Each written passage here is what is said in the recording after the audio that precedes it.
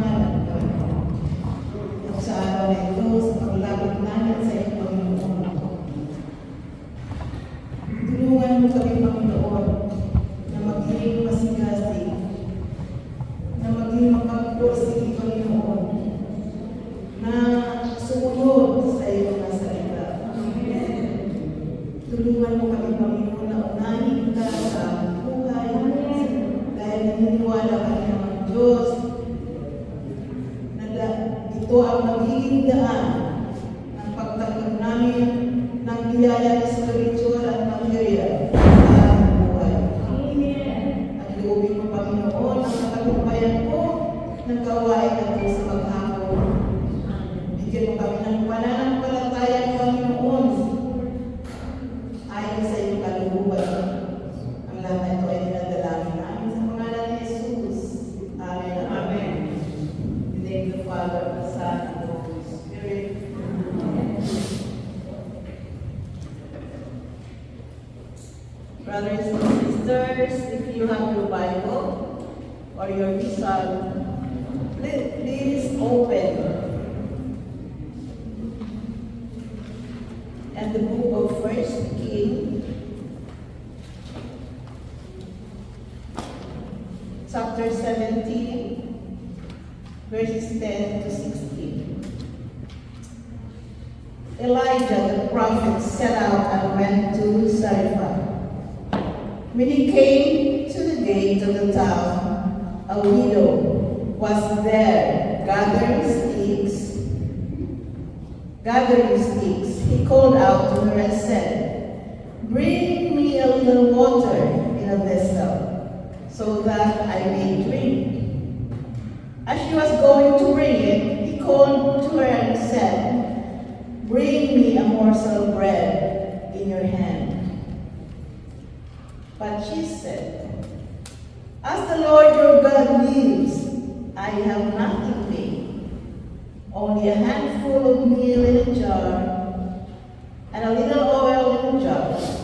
I am now gathering a couple of sticks, so that I may go home and prepare it for myself and my son, that we may eat it and die." Elijah said to her, "Do not be afraid.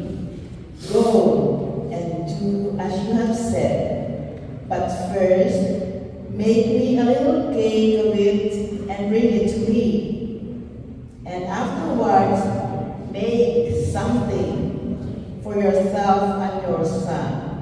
For thus says the Lord, the God of Israel, the jar of meal will not be empty, and the jar of oil will not fail, until the day that the Lord sends rain on the earth."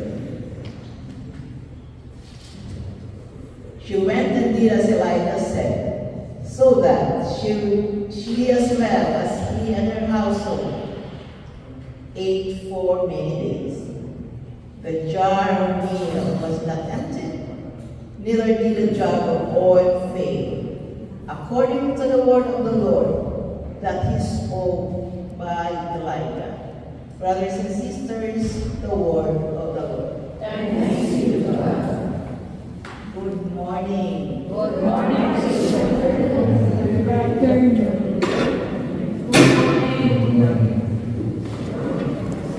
morning tayo. Laging morning. Kasi yun doon nag-uumpisa ang pagpapala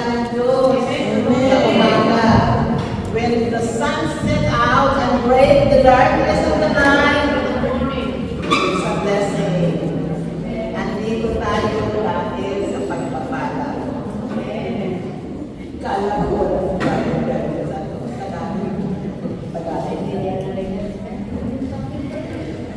itong pag-uusapan natin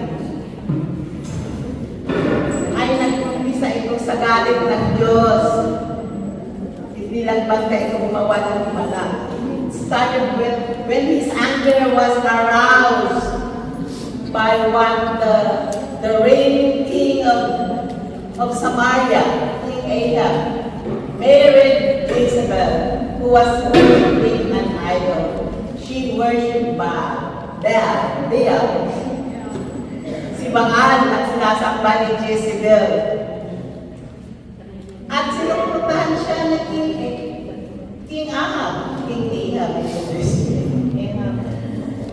Sinuportahan siya at pinagtayo pa siya ng altar para doon sambahin ang mga Diyos-Diyosan nila, si Baal at si Asherah.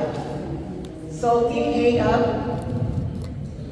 was the ruler of Samaria at that time, which is in the central region of Israel, between Judea and Galilee. So sa galit po ng Diyos, sa galit niya, ay nagpadala siya ng mensahe through Prophet Elijah. He told the people, the kingdom, that there will be no rain or dew. Wala po ulan, ni kahit hamog, walang papatak sa bayan, sa bansa ng Israel. At ano ba ang kahihinatnan ng walang ulan at walang hamog, iba at tuyot? No produce. And then, this drought brought famine. Nagkaroon ng tagpuan. Ang sabi ng Diyos, dito ka lang muna magtago, Elijah. Dito sa malapit na batis, sa lugar na malapit sa Jordan. Dahil kailangan niya, may inumin siya, may batis doon. And then, the ravens, ang mga uwak po ang nagdadala ng pagkain sa kanya, doon siya nag-survive. The ravens was feeding Prophet Elijah. Pero natuloy po ang batis. Natuloy po ang batis. Pumunta ka sa bayan ng Sarima. Dahil may inuusan ako doon na balo. I provided a willow to feed you. Kaya siya ay nakarating ng Sarima. Tunay nga, mga kapatid, na pagdating niya sa bayan ng Sarima, ay naroon yung babae. Siyempre, pag inuusan ng Diyos, may discernment niya nararamdaman sa puso niya. Kung ito na ba yung tao na to, ang katatakuin niya. And the widow was picking sticks. When he found, he asked for water. And then he asked for bread. But the lady said, sa ngalan ng iyong Diyos na buhay, wala po akong tinapay. Mayroon na po akong handful of flour. I only have a handful. Kapiranggot lang natin na at kunting langis. But despite of the opposition, Elijah was persistent. He was persistent. Nagpursige siya, naging masigasig siya. Gawin mo dahil ito ang utos ng Diyos. Hindi mawawalan ng harina ang iyong tapayan. Hindi rin mawawalan ng langis ang iyong lalagyan ng langis. Ganito din po dapat tayo maging masigasig. Huwag po tayong matakot. Sa paniniwala at pagtiwala ng palo, siya ay nagparaya. Tinanggap niya yung challenge. Nagparaya siya. Sige nga, pagluto ko ng tinapay. Ano ba paglulutuin niya para sa kanila? Wala na kasi kapira lang talaga. Pero sumunod siya. Dahil naniwala siya, Elijah was man of God. Kasi siguro sa mga Israelites before, you can identify them by clothes. Because the lady, as we have read, is not a believer. Sabi niya, sa ngalan ng iyong Diyos na buhay, wala po akong tinapay. Hindi niya sinabing sa ngalan ng aking Diyos na buhay. Hindi po siya mananampalataya. She was not a believer. Pero siyempre, kilala ng Diyos ang kanyang puso na mapagparaya siya. Kaya ba natin gawin yan naging mapagparaya tayo? Yung isusubo natin, ibibigay natin yun sa nangangailangan. Amen ba? Kasi kadalasan, interesado tayo tumanggap, di ba? Pero nakakalimutan natin na ang pamamagitan ng ating pagtanggap ay ang pagbibigay natin. So nagpaubayan yung balo. Sige na nga, ipagluto ko na nga ito ng kunting tinapay. Siguro parang, I will risk. And when I will bake him a bread. At sa kanyang pagtanggap, pagpaparaya, paniniwala, umapaw ang biyaya. Amen!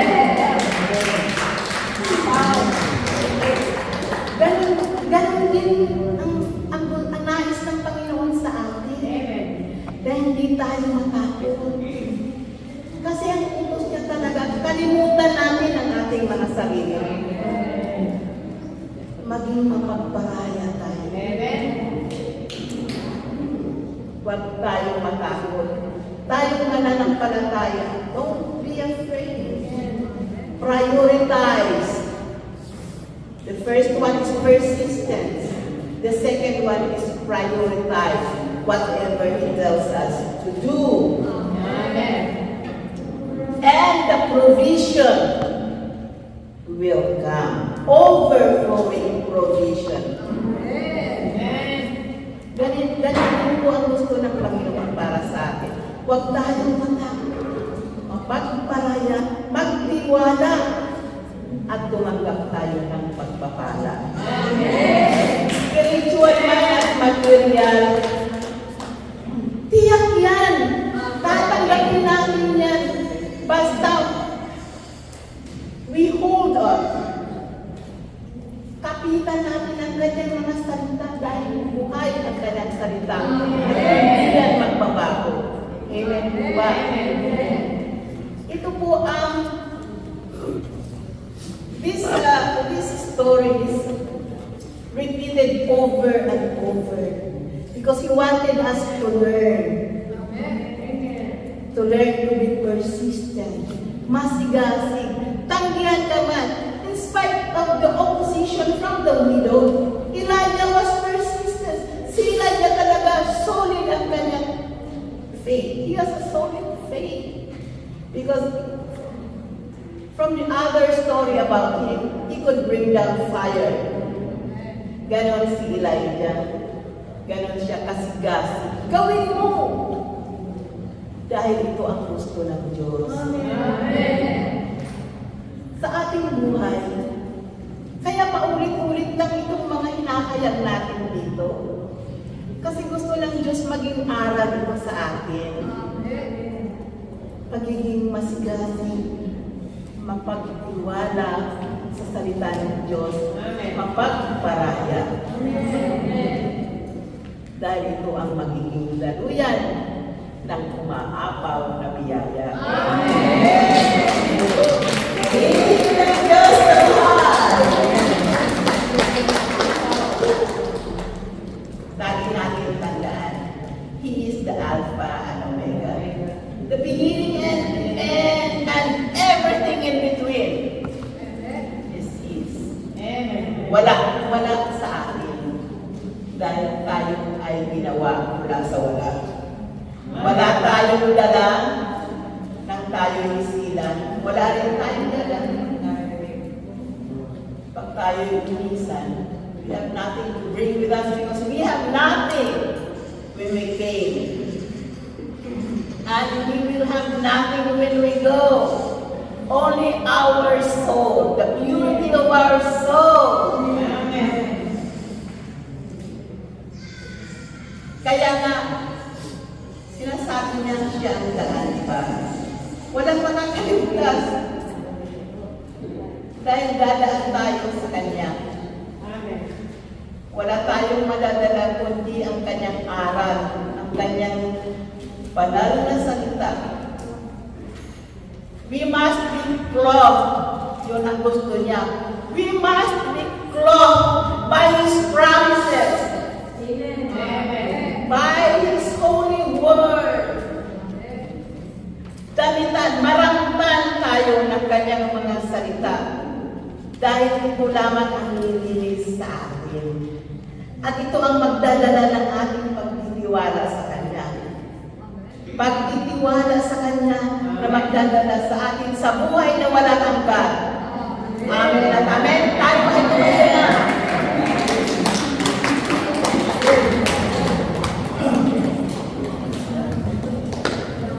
Hallelujah. Glory to you, Lord. Glory to your holy name, O Jesus. Hallelujah.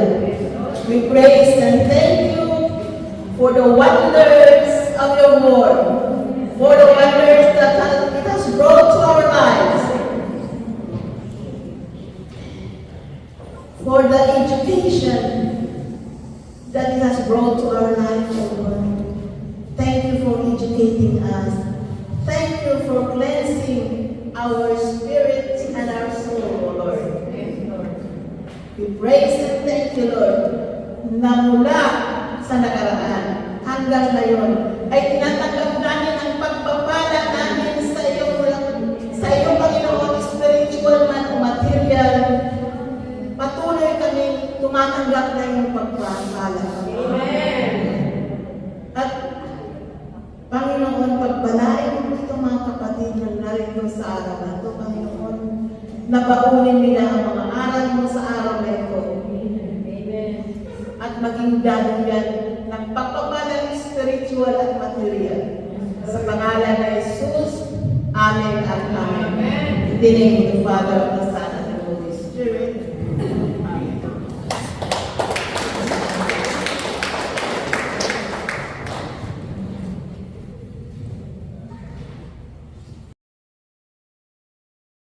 Lord's Prayer, Son.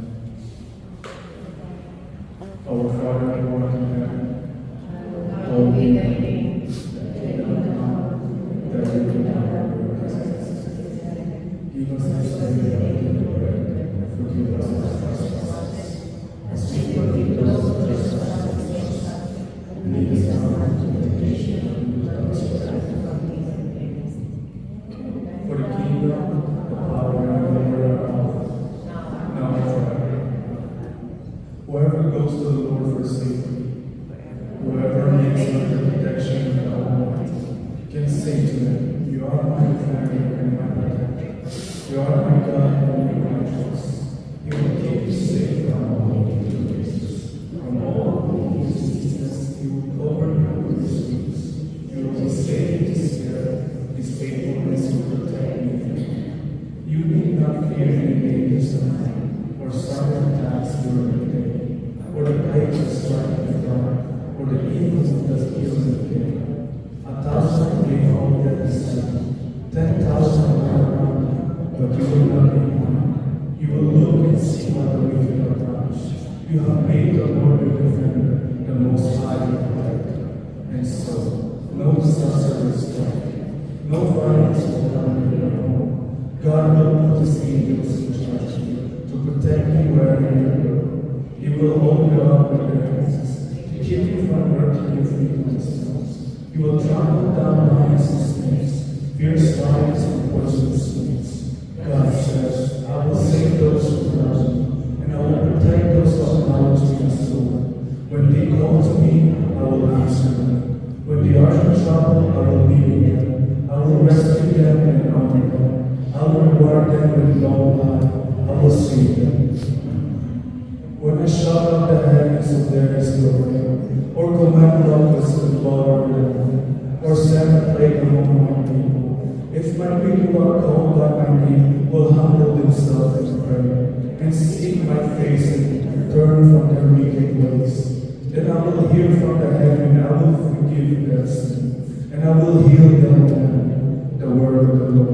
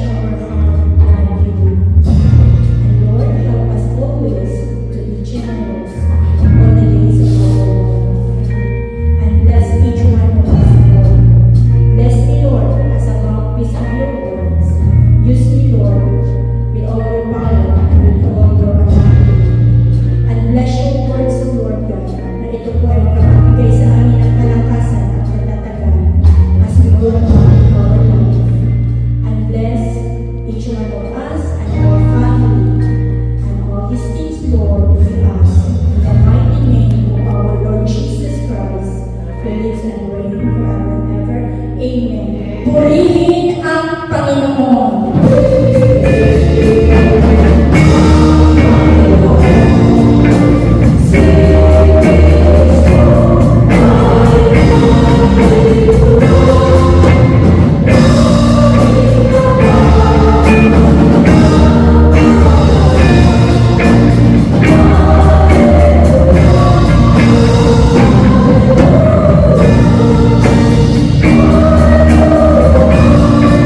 Thank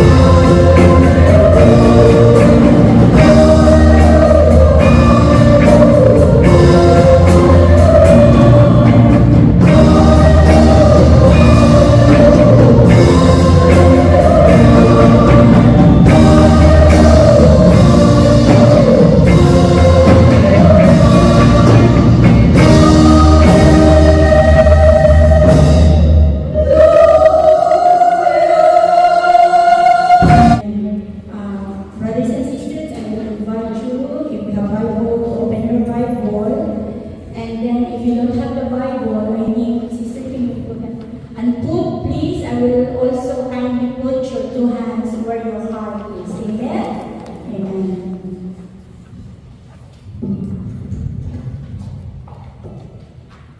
A reading from the Holy Gospel according to Mark.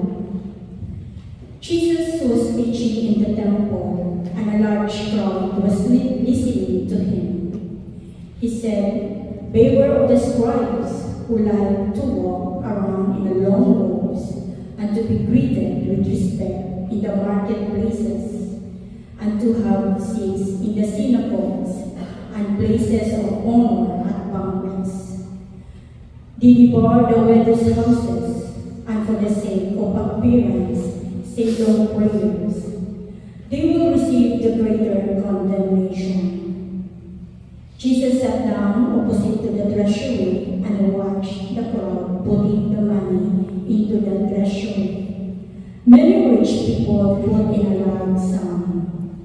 A poor widow came and put in 2 small copper coins, which are worth a penny. Then he called his disciples and said to them, "Truly I tell you, this poor widow has put in more than all those who are in contributing to the treasury. For all of them have contributed out of their abundance, but she, out of her poverty, has put in everything she had, all she had to live on." The Gospel of the Lord. Praise the Lord Jesus Christ. To God be the glory.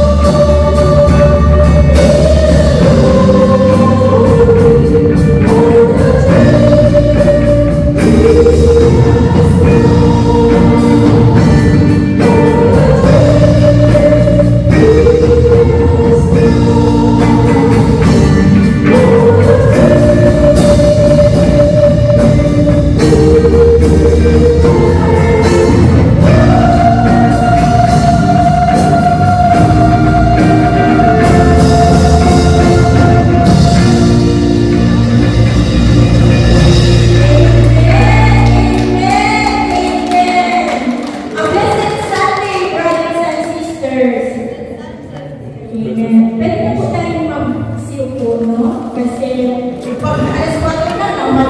Alam ko kayo, mamadali na kayo umuwi. Amen? Kumusta na ang mga anak ng Diyos? Happy and prosperous talaga. Magaling ka, mayaman ka, matalino, matuwid, marangal, wagas ang pag-ibig, malala, mayaman, kalooban, magagawa. Yan ang tunay na anak ng Diyos. Bakit? Kasi kailangan natin itong i-declare with power. Amen? And we claim it in our heart. Amen? Because God blessed us in so many ways. No?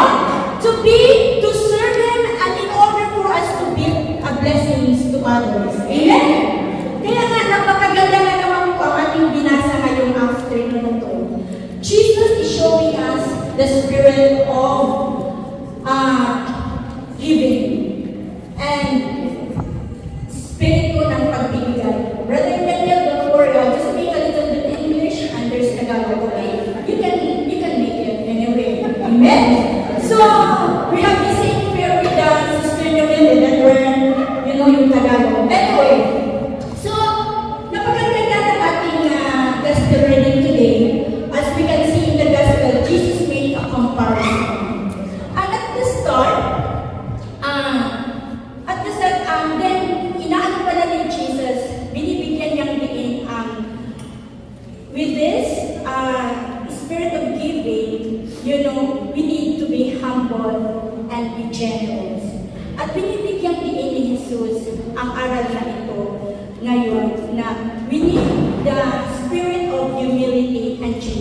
generosity. Kaya nga as we see in the gospel, sa umpisa pa lang, Jesus started to criticize the scribes, the Pharisees. No, yung palaging sila ang sikat, sila ang palaging bida, you know, and they show off their righteousness with their long prayers, and then with the poor, the houses, sinisila nila ang mga bahay ng widow. Kasi nung araw, mahirap talaga ang widow, kasi nagdidepende lang sila sa hanap buhay nila sa kanilang husband. But anyway, as we go along, so, all this na ginagawa ng mga scribes are pagkukunwari at pag-iimabaw.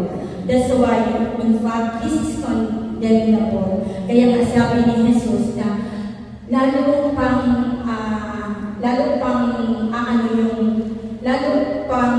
silang yung parusa sa kanila ay lalo pang hihigit. Na kaya nga ito ay inaano ni Jesus para huwag natin itulagan. Amen? Amen. So, first una natin pag-aaralan is about humility. No?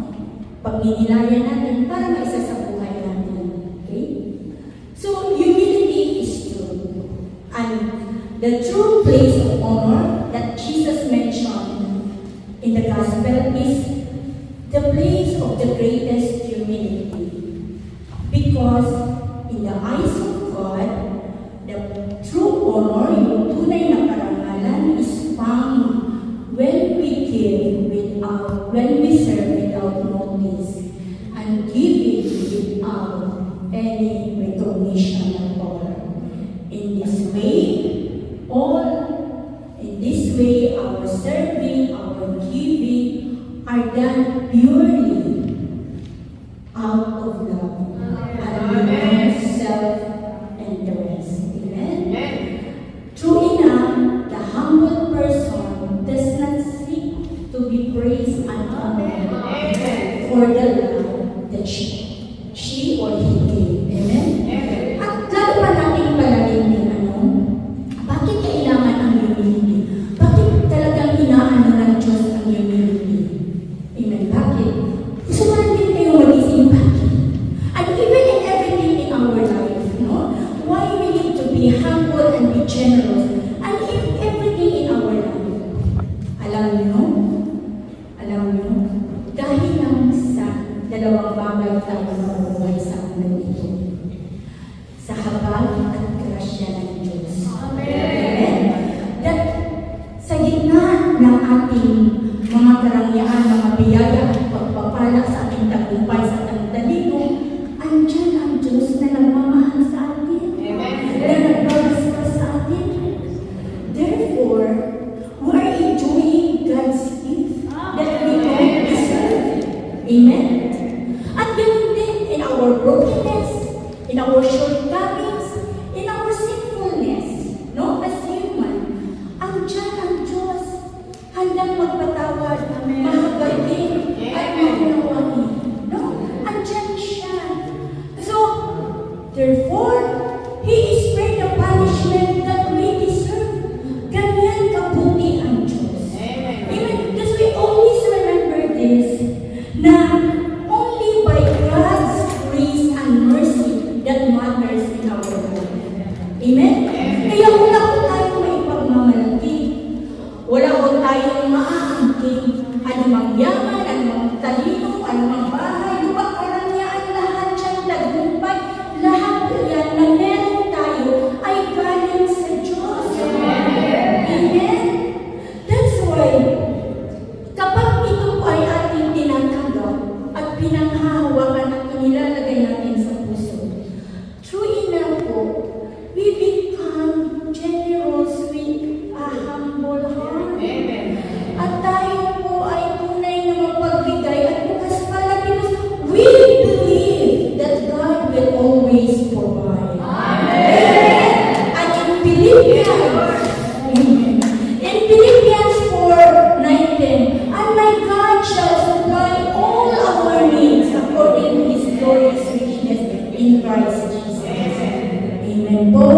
Maliwanag po. Bakit kailangan po yung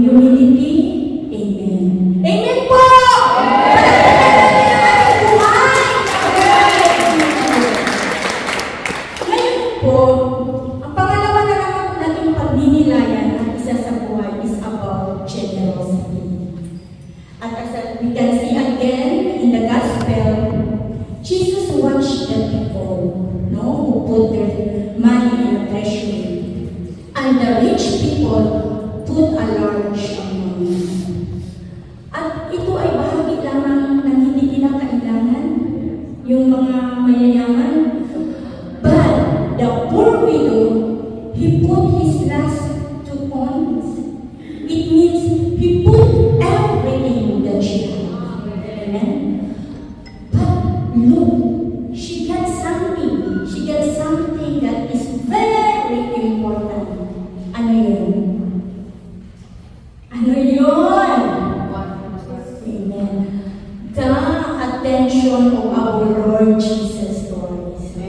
Nalulungkot ang Diyos sa Kanya at ang Diyos ay masaya sa Kanya. Amen? Gusto ba ninyo malulungkot ang Diyos sa inyo? Amen! So tahimik tayo, no? Kaya kapag ko kayong tinatanong, para hindi tayo maging tahimik. Amen? Amen.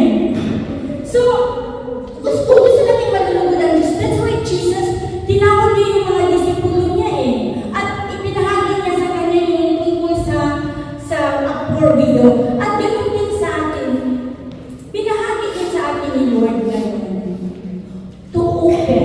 So, for the conversion of our heart, upang mabuksan yung sarado nating puso, when it comes to giving. Amen? Amen. Because giving is, bakit sarado ang puso natin? Aminin man natin o hindi, bakit sarado ang puso natin when it comes to giving? Dahil giving is contrary to our fleshly nature. No? Sumasalungat ito sa salita ng Diyos. And it has been said that the last part of us to be converted is our pocket. Amen? Aminin ba natin o hindi? Totoo po yan. Bakit kayo tayo? Amen? It's our pocket. Amen? Yan po ang pinakaulingan. Yet we profess that we trust in God and have faith in God, but we're not willing to be generous. Amen? Amen. Bakit? Ano yung takot at pangamba natin na maupusan tayo? Totoo ba hindi? Ako totoo yun na. Minsan lahat na yung asawa ko pag talagang medyo tumatagilid na yung bangko namin, inaaway na ako yan. Yeah, I'll just be honest to you guys, brothers and sisters. So, and then, takot tayo, mamipatay na maupusan tayo, although generosity is one of the trademark of Christian Catholic faith. Amen? But what a misery our life when we allow the earthly and material things possess our heart. Right away, we find ourselves, in the state of spiritual bankruptcy. Amen po ba? Amen. Bakit? Bakit maging bankrupt tayo spiritually? Bakit? Kaya hindi na nga si Jesus, hindi na nga ang Diyos ang naghahari sa ating puso. Amen? Amen. That's why it is very important to be generous. Whether we are rich or meron na tayong pera o wala na tayong pera, we need to be generous because we can give in many things, in so many ways. And the generosity of a person is not measured by the amount that we give. Bagkus ito ay butal sa ating puso na may pagmamahal at na handa at bukas yung puso natin sa pagbibigay. Amen. Sabi nga, sabi, we can give without loving, but we can never love without giving. Amen? Amen! Exercise na po na tayo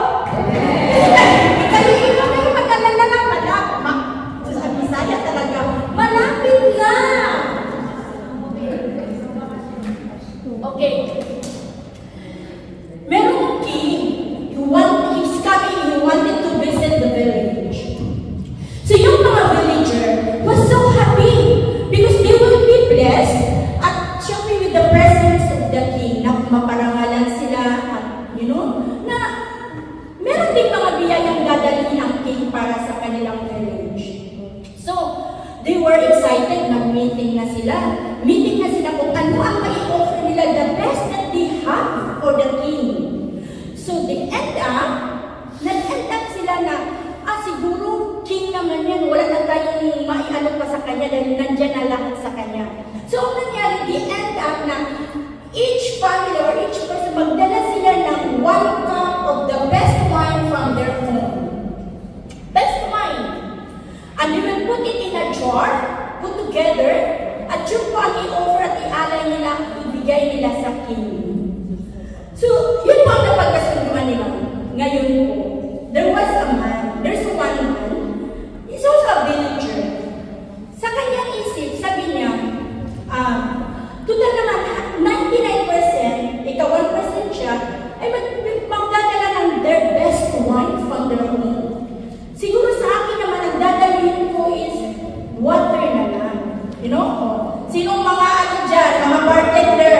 Ayan, bumibili na.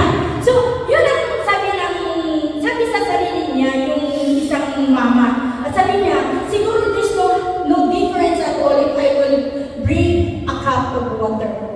So yun na, dating na sila, nilagay na nila lahat yung wine, at gano'n din yung mama. Now here comes the king coming. So excited na silang ipatikim yung wine sa hari. Talagang ano ang sasabihin ng hari. At you know what? Yes. Ano ang natikman ng hari? Ano ang natikman ng hari? Yes! Alam nyo? The king found out that he tested is just pure water. Kasi lahat sila ginala, water na lang. Wala na nagdala ng wine. How about us? How about us?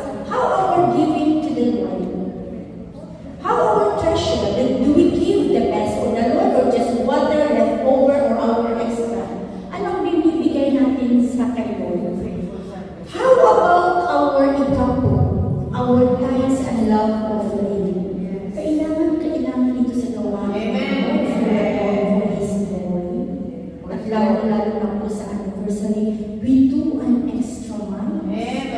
Kasi for His glory, dahil hindi naman yan sa atin, kundi for the glory of God. Amen. At how about our talents? Do we give the best, everything for Him? Alam niyo po, once we give 100% para kay Lord, alam niyo, 100 folds po ang ibabalik na po sa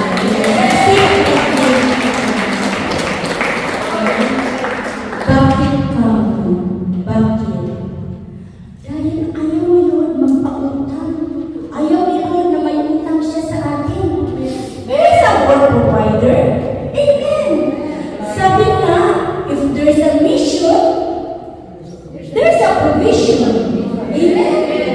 That's why God is calling us to be a cheerful giver. To be generous. Simply because God is asking us because He is asking us through the needs of other people that we give sacrificially out of love. Lalo na ngayon, alam mo, ang dami nating mga kababayan kaya biktima ng baha, biktima ng bagyo. And this is the time for giving. And Christmas is the time for giving. As I said na to you sa inyo no, na bear na tayo. So ano yung bear? Bear is giving. Bear is beginning of eternal righteousness. Amen? So, amen. Yun na nga, kailangan nating magbigay. Amen? Now, if we just give an extra, a surplus, or our mga pinaglumaan, hindi po pa tayo generous yan. Donation lang po, hindi pa po tayo tunay na mapagbigay yan. Dahil, when we truly give, kailangan po kasi may giro at puro tayo tayong nararamdaman sa ating puso. Amen? Because when we give, sabi nga, a generous heart will give when it is until it is hard. Until it is hurt yung masakit talaga. Now, amen?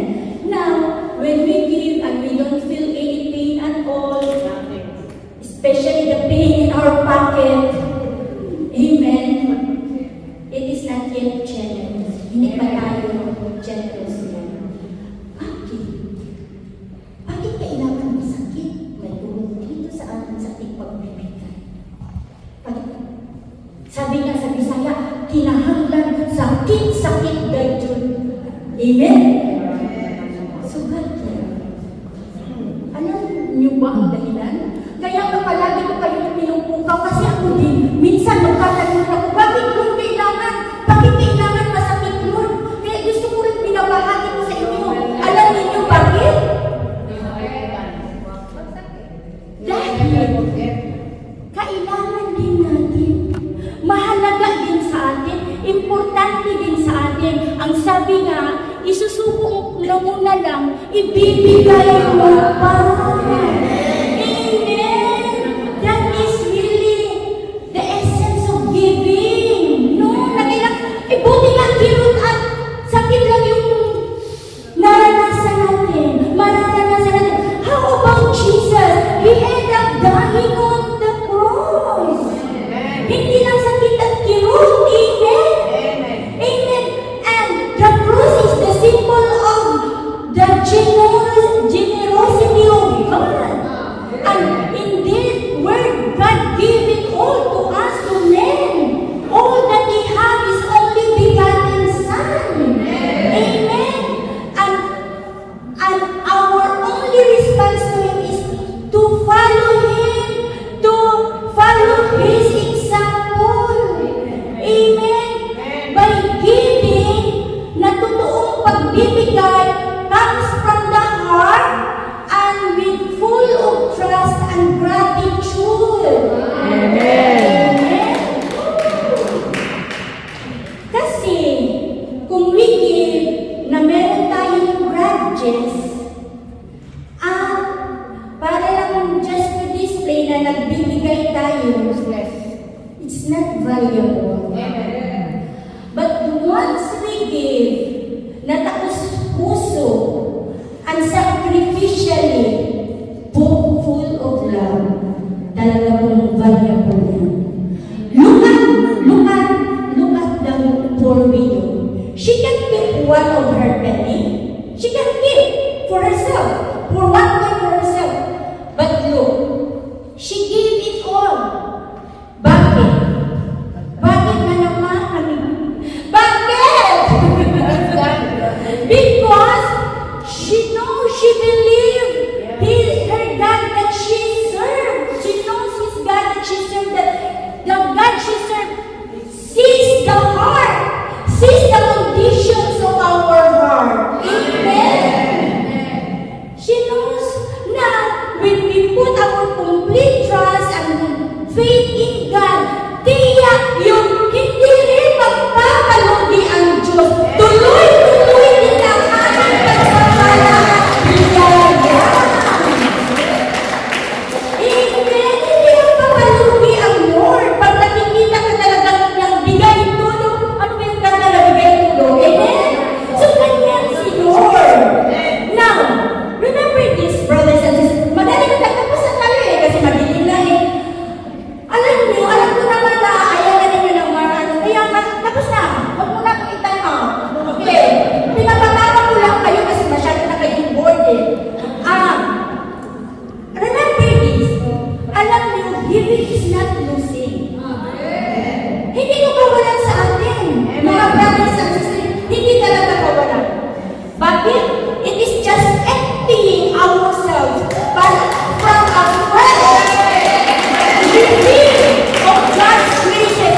Para lang po, darating din yung ibubuhos din ulit sa kanya ng pagkilala sa atin. Amen? Yun nga ang sabi, the more you give, the more you receive.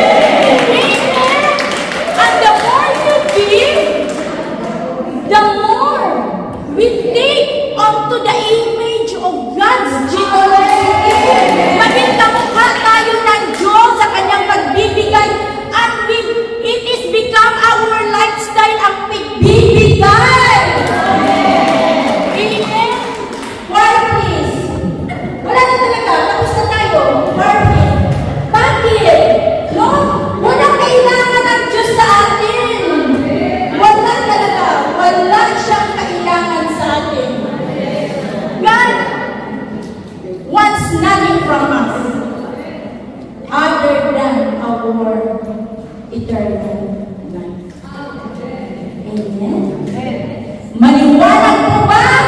Amen. So, come. Let us rise. Amen. Lord, talaga pong napakabuting Diyos mo po sa aming Lord. And we offer our lives to you, Lord. You show us how to give. You taught us how to be, Lord. You show us how to live. And you show us the meaning of life.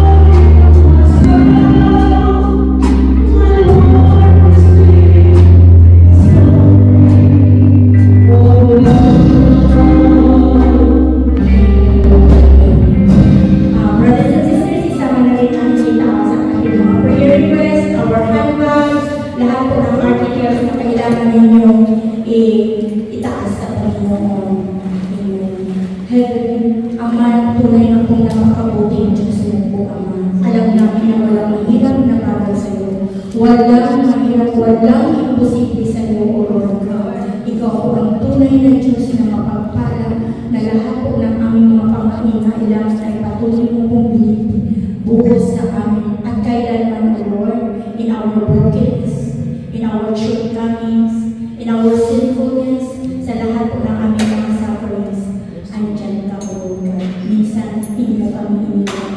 Minsan, hindi mo kami pinapabayaan. Kaya patuloy mo kami hubugin, Lord. Patuloy mo pong basagin at patuloy mo pong baguhin ang aming puso upang kami ay bukas na tumatanggap sa iyong banal na salita na patuloy namin itong sinasabuhay sa iyo, O Lord God, upang ang iyong mga pagpapala at biyaya ay patuloy na aming matatanggap. O Lord God, tinatak ang aming answer, ang mga prayer request ay we claim it, Lord God, na ito po ay answered prayer na O Lord God. Dahil alam namin that you are an answering God. At ang sabi mo po, Lord God, it is better to give than to receive. At Lord, ang lahat po ng aming mga articles na tinataas sa iyo, alam po namin na ikaw ang Diyos na mapaghiwalay.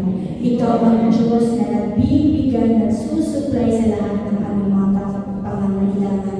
At you will make a way where there seems to be no way sa aming mga tinataas sa iyo, na something best is going to happen. At gagawin rin po, Lord, si Norma Villanueva, tinataas namin sa iyo ang kanyang complete healing because you are the God, you are our God that heals at thee, and you are the God of the physician of all. At alam namin, hindi maiksi ang iyong mga kamay para kay Sister Norma Villanueva, O Lord God. At maraming salamat, O Ama, sa katagumpayan ng iyong gawain sa hapon na ito. Na patuloy po kaming uuwi ng puno ng pagpapala at himala sa buong linggo, O Lord God. At kalakasan at katatagan na naggagaling sa iyo. At maraming salamat, Ama. We ask this in the mighty name of our Lord Jesus Christ. We pray